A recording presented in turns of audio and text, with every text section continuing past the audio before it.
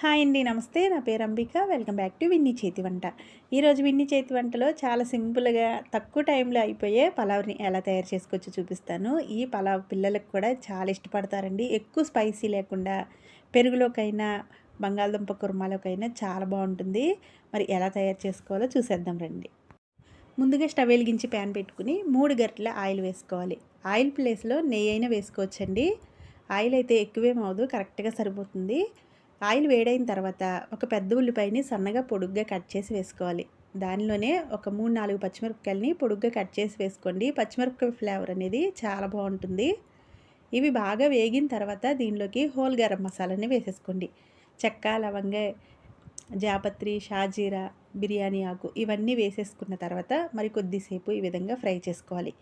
ఇవి ఇలా ఫ్రై అయిన తర్వాత సన్నగా పొడుగ్గా కట్ చేసుకున్న టమాటాలను కూడా వేసుకోండి. నేను ఇక్కడ 2 టమాటాలను అయితే తీసుకున్నాను. తర్వాత ఒక క్యారెట్ని చిన్నగా ముక్కలుగా కట్ చేసి వేసుకోండి. మీకు ఎలా కావాలి అంటే అలాగే కట్ చేసుకోవచ్చండి.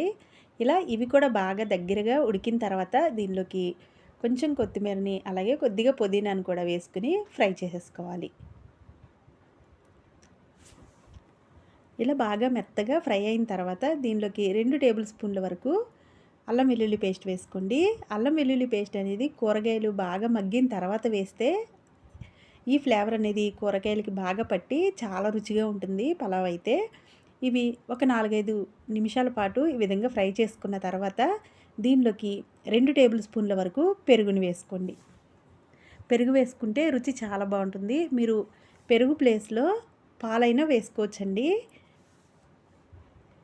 ఇది వేసిన తర్వాత ఈ విధంగా బాగా కలిపేసుకుని ఇప్పుడు నేను తీసుకున్నది 2 గ్లాసుల బియ్యానికి 4 గ్లాసుల వరకు నీళ్ళు పోసుకోవాలి. ఇలా పోసుకున్న తర్వాత రుచికి సరిపడా ఉప్పు కూడా వేసుకుని ఒకసారి మొత్తం అంతా కలిపేసుకోవాలి. నేను ఉప్పు వేయటం ఆ వీడియో క్లిప్ అయితే మిస్ అయిందండి. ఈ టైంలో కొద్దిగా ఉప్పు వేసుకోండి. కావాలి అంటే తర్వాత రైస్ వేసినాకైనా రుచి చూసుకుని అప్పుడు కూడా వేసుకోవచ్చు. ఇలా ఫ్లేమ్ని హైలో పెట్టేసి నీళ్ళు బాగా మరిగే వరకు ఈ విధంగా మరిగించేసుకోవాలి. నీళ్ళు బాగా ఈ విధంగా మరిగిన తర్వాత ముందుగా నానబెట్టి పెట్టుకున్న బియ్యాన్ని వేసేసుకోండి. నేనైతే గంట ముందే ఈ రైస్ అయితే నానబెట్టేసుకున్నానండి. 1 గ్లాస్ బాస్మతి రైస్, 1 గ్లాస్ మామూలు రైసే వేసుకున్నాను. పూర్తిగా బాస్మతి రైస్తోనైనా వేసుకోవచ్చు, లేదు అంటే రోజు వండుకునే బియ్యంతోనైనా తయారు చేసుకోవచ్చు. ఇలా వేసుకున్న తర్వాత మూత పెట్టుకుని ఫ్లేమ్ని హైలో పెట్టి కొద్దిసేపు ఉడకనివ్వాలి. ఒక 3 నిమిషాలు బాగా ఉడికిన తర్వాత మధ్యలో ఒకసారి మూత తీసుకుని అడుగు నుంచి ఒకసారి ఈ విధంగా కలిపేసుకోవాలండి.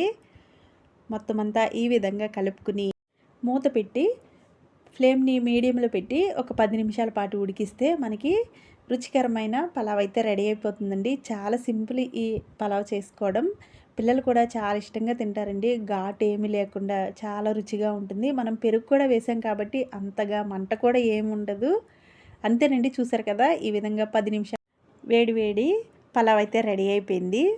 మీరు కూడా ఇదే విధంగా తప్పకుండా ట్రై చేయండి. చూసారు కదా, చక్కగా పొడి పొడిలాడుతూ అస్సలు అతుక్కోకుండా చాలా బాగా వచ్చిందండి. మీరు కూడా ఇదే విధంగా తప్పకుండా ట్రై చేయండి. ఈ పలావ్ అయితే పెరుగులోకి, చికెన్లోకి, అలాగే బంగాళదుంప కుర్మా అయిన దేనిలోకైనా చాలా రుచిగా ఉంటుంది. మీరు కూడా ఇదే విధంగా తప్పకుండా ట్రై చేసి మీకు ఎలా వచ్చిందో కింద కామెంట్ చేయండి. వీడియో నచ్చితే లైక్ చేసి మీ ఫ్రెండ్స్కి, రిలేటివ్స్కి షేర్ చేయండి. ఇలాంటి వీడియోస్ కోసం మా విన్నీ చేతి వంట ఛానల్ని సబ్స్క్రైబ్ చేసుకోండి. Thanks for watching.